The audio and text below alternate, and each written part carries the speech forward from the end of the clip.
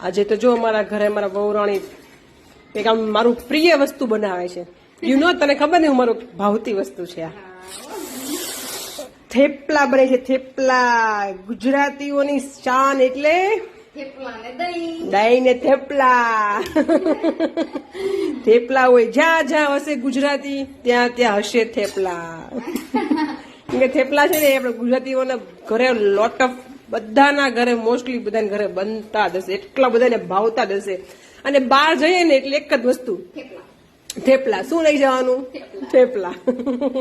તો આજે અમારા ઘરે બને છે થેપલા, પણ અમારી સ્ટાઇલ અલગ છે.